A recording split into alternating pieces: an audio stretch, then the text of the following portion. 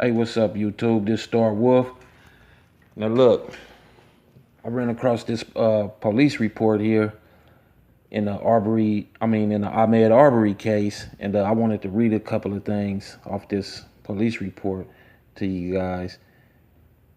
And after analyzing it, I came across a few discrepancies. So let me read what the police officer was stating in the police report. And it was told to him from, I believe, the son. Now, it's stating that McMichaels stated he was in his front yard and saw the suspect from the break-ins hauling ass down Satia Drive toward Burford Drive. Now, the suspect, we already know, is allegedly Ahmaud Arbery. Anyway, McMichaels stated he then ran inside his house and called to Travis McMichael and said, "Travis, the guy is running down the street. Let's go." McMichael stated he went to his bedroom and grabbed his .357 Magnum, and Travis grabbed his shotgun because they didn't know if the male was armed or not. McMichael stated the other night they saw the same male and he stuck his hand down his pants, which led them to believe that, he was armed. Okay. McMichael also stated he and Travis got in the truck and drove down Satia Drive toward Burford Drive. McMichael stated when they arrived at the intersection of Satia Drive and Holmes Drive, they saw the unidentified male running down Burford Drive. McMichael then stated Travis drove down Burford and attempted to cut off the male. McMichael stated the unidentified male turned around and began running back the direction from which he came. And Roddy attempted to block him, which was unsuccessful. Now, Roddy is William Bryan, the one that was recording everything.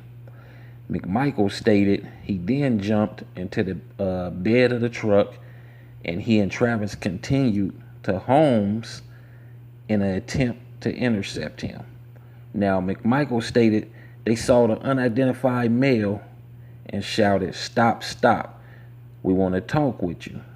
McMichael stated they pulled up beside the male and shouted, "Stop," again, at which time Travis exited the truck with the shotgun. McMichael stated the unidentified male began to violently attack Travis, and the two men then started fighting over the shotgun, at which point Travis fired a shot, and then a second later there was a second shot. And then he stated that Ahmaud Arbery fell down after the second shot. Now, the autopsy report already stated that he was shot 3 times. In the video, if you go back to the video and listen, you could hear the 3 shots. Now, I had some diagrams that I had, I screenshotted the diagrams and I circled McMichael's house that's on Satia Drive, and I circled William Roddy Bryan's house that's on Burford Drive. Neither of the two live that far from each other. In fact, it's very, very close, as you can see. Now, the discrepancies that I had was very, very, very, very clear. Okay. McMichael stated that he was sitting out in the yard and seen Ahmaud hauling ass down the street, which is Satia Drive. Now, if you look at the diagram, you can see that their house is probably like 2 or 3 houses from the intersection where Satia meets Holmes and Burford Drive. Okay, so they stated he ran in the house, they got their guns, they hopped in the truck, followed him. He runs down, they gets to the intersection of Satia and Holmes. They see him running down Burford Drive, so they go down Burford Drive. Then he turns around and goes back in the direction which he came. Which, if he goes back in the direction which he came, that would be Satia Drive. So anyway, I don't know how he ends up on Holmes, because if he was going back in the same direction he came, he would have been running down Satia Drive, which that's the same street that the McMichaels live on with the truck. Anyway, he was on Holmes Drive and he's running down Holmes Drive, but he's not running the way they saying he's running. He's coming towards the intersection of Holmes and Satia and Burford. And Roddy is in back of him recording, and the McMichaels is in front of him. Now, if you look at the video, you can see that the truck was already stopped, and you can see that the door was open, which lets you know that Travis was already outside of the vehicle with the shotgun ready. So you can see him running in back of the truck, and then he goes to the side to get around, and you can hear on the video someone yelling, "Stop," and then you hear a shot, boom. And then it's like wrestling because he's fighting for his life. Then you hear another shot, boom. And then you hear another shot. So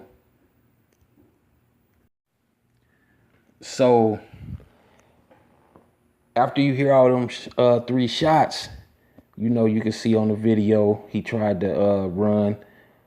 He grabbed his chest or stomach and he collapsed. Now, the discrepancies is this.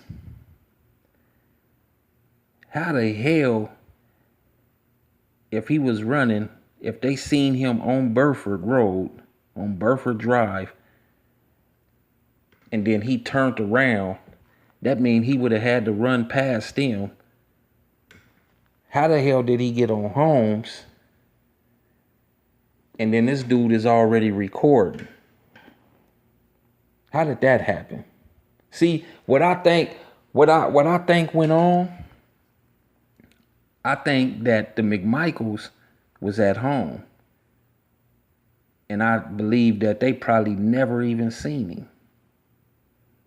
I believe they never even seen him. I believe Roddy, the one that stays on Burford Road, I believe he spotted him and didn't know who he was, just seen a young black male and was like, and probably called the McMichaels and was like, "Hey, I see a young black male. What you think I should do?" Or whatever, you know, however the conversation went. And they probably got excited and they was like, "Look, follow him." They didn't know that it was being recorded. You know, they not going to tell him, "Hey, record this.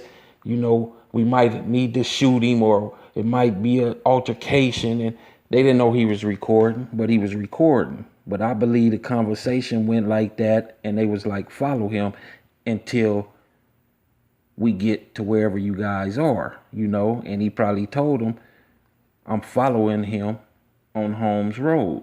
Here it is. He's just jogging, minding his own business. And that's why the truck was already stopped right there in the intersection, because they knew he was coming that way because he was being followed by Roddy, who was recording. They was already out the truck waiting. And when he came, they was talking about stop, and he didn't want to stop, so he shot him. That's what I believe happened. That's what I believe happened. I believe Roddy was just probably coming from the store, coming from home or whatever.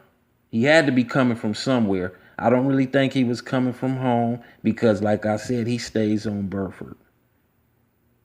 And the way they was on Holmes, you know, it wasn't like he was coming from his house on Burford and made a right on Holmes Road. They was coming from the opposite direction.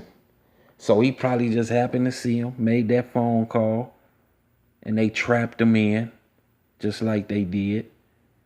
And they made up the story. They already knew that, okay, nothing probably had happened. I'm an ex-police officer. The police officer's not going to really do nothing. There's been break-ins in this neighborhood, which wasn't reported. And it was an open and shut case, which, why it happened in February, back in February, nothing really materialized, and it wasn't all in the media like it is now, because they wanted to sweep it up under the rug, which they did. But his mother wouldn't allow that, and it came out. And truthfully speaking, the whole thing, it doesn't make sense, because if you look at the diagram, they only live like two houses down from the corner. It doesn't take that long. Go on Google and look at it. It doesn't take that long to get from their house to the corner at all. So if he was running down the street that fast and they ran in and got their guns, there was no way they could lose him. There was no way. They talking about he ran from on Satia Drive to Burford Road, then came back going in the direction he was going. He allegedly Roddy tried to block him in. He was unsuccessful. So that means he was on Burford Road. So that means they just running around. He just running around, running through the bushes, hopping from street to street. Come on, man. Come on. That shit don't even make sense. Like I said, go look at the video. Go look at the video again. That truck was already stopped. He was behind the truck, which means he had to go to the side of the truck. He went to the right side of the truck to get around it. And when he went around it, Travis was already there to meet him with the shotgun, and he told him to stop one time, and then he shot. And that's just what that was. That's exactly what it was. But look, you can read the police report. You can read the police report for yourself. Go read the autopsy report. Read all them reports. Go to Google. Look at the neighborhood. Look at the homes, the distances. Read the report. And you'll see that the report doesn't coincide with what they saying in the report. Don't coincide with how the neighborhood is. With what they saying. It's false. It's false. And now you have Roddy, which is William Bryan, talking about his life is in danger. Of course your life is in danger. You killed somebody you helped kill somebody that was innocent. You said you wasn't a part of this, but here it is. You're recording. There's no way. Where did you even come?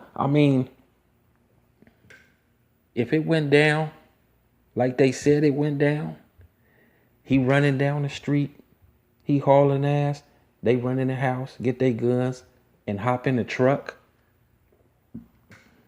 and then they go to follow him. When did they ever have time to tell Roddy to record him and follow him? You see what I'm saying?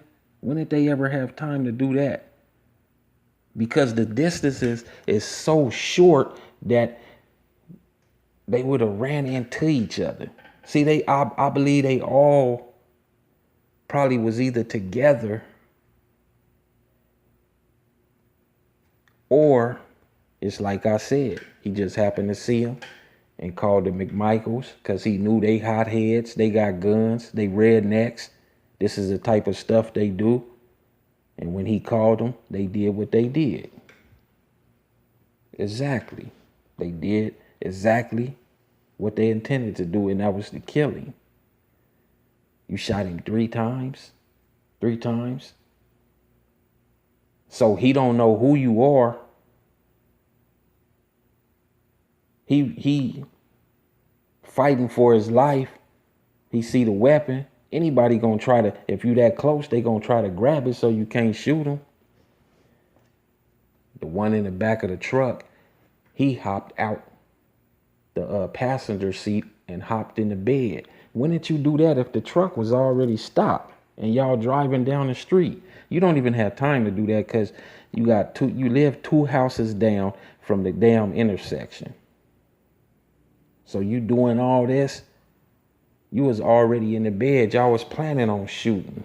That's just what it was. But anyway, I want y'all to go check that. Just check everything out and you'll see what I'm saying. Let me know how y'all feel about this situation. Let me know in the comment section. And again, I'm Starwolf. Make sure you hit that subscribe button and that like button and that notification bell so you can get these videos when they drop. And make sure you share all my videos on social media platforms. Peace.